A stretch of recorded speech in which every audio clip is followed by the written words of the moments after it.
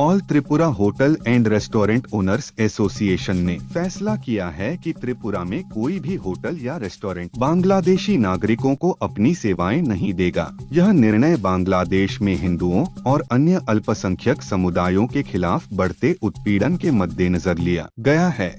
इससे पहले कोलकाता का जे.एन.रे अस्पताल और अगरतला का ILS अस्पताल ने भी बांग्लादेश से नए मरीजों को भर्ती करना बंद कर दिया था।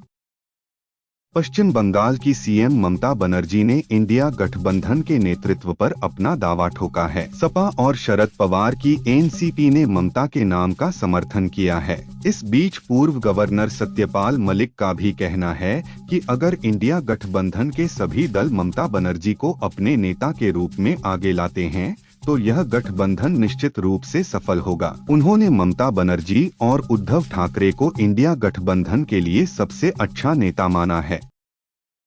हाल ही में महाराष्ट्र के सीएम देवेंद्र फडणवीस ने कहा था कि वह राज ठाकरे को महायुति में शामिल करना चाहते हैं। इस पर रामदास अठावले ने जवाब देते हुए कहा कि जब मैं महायुति में हूं तो राज ठाकरे की क्या जरूरत है। विधानसभा चुनाव में राज ठाकरे का प्रदर्शन अच्छा नहीं रहा। उन्होंने सोचा कि मेरे बिना कोई शक्ति नहीं होगी, लेकिन उनका सपना टूट गया। महायुति में इन्हें लेने से कोई फायदा नहीं है।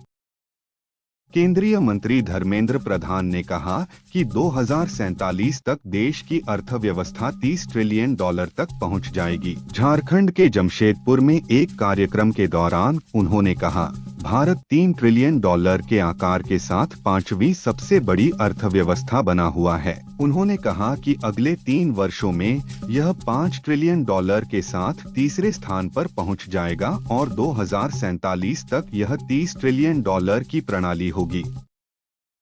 केंद्रीय मंत्री ज्योतिरादित्य सिंधिया और सुकांत मजूमदार शनिवार को नई दिल्ली के भारत मंडपम में आयोजित अष्टलक्ष्मी महोत्सव फैशन शो में भाग लिया, जहां दोनों ने रैंप पर मॉडल की तरह वॉक किया। इस अवसर पर उन्होंने नॉर्थ ईस्ट स्टाइल की जैकेट पहनी, जो पूर्वोत्तर भारत की अद्वितीय सांस्कृतिक पहचान को प्रमोट करने का उद्देश्य था। रैंप वॉक का वीडियो सोशल मीडिया पर वायरल हो रहा है।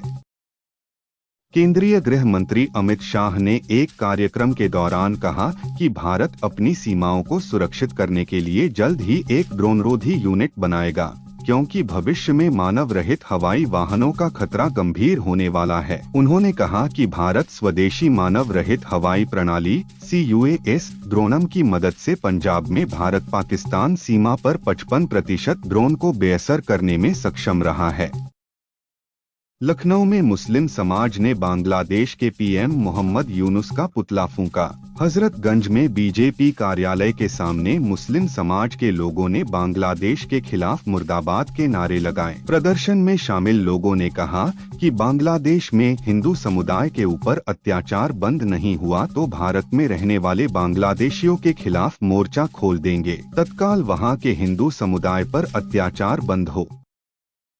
बिहार के पूर्णिया से सांसद पप्पू यादव ने एक पॉडकास्ट में गृह मंत्री अमित शाह की जमकर तारीफ की। उन्होंने कहा कि अमित शाह चाणक्य हैं। अमित शाह नहीं होते तो बीजेपी ने 11 वर्षों में जो प्रगति की वह नहीं होती। नरेंद्र मोदी को बनाने में अमित शाह जी की बड़ी भूमिका है। मुझे उनके काम करने का जुनून और पागलपन पसंद है।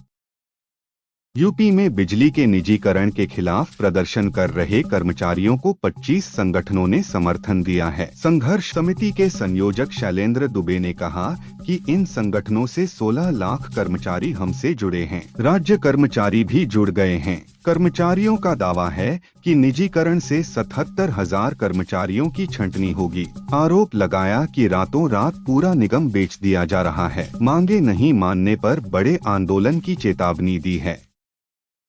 फिल्म पुष्पा 2 द रूल लगातार बॉक्स ऑफिस पर बड़े रिकॉर्ड कायम कर रही है। फिल्म ने हिंदी भाषा में तीसरे दिन 205 करोड़ रुपए की कमाई कर शाहरुख खान की फिल्म जवान और एनिमल का रिकॉर्ड तोड़ दिया है। अब ये फिल्म हिंदी भाषा में भारत में तीसरे दिन सबसे ज्यादा कमाई करने वाली फिल्म बन चुकी है, जबकि सभी 6 भाषाओं में फिल्म ने तीसरे दिन भारत में 387.95 करोड़ और वर्ल्ड वाइड 598.90 करोड़ रुपए कमा लिए हैं।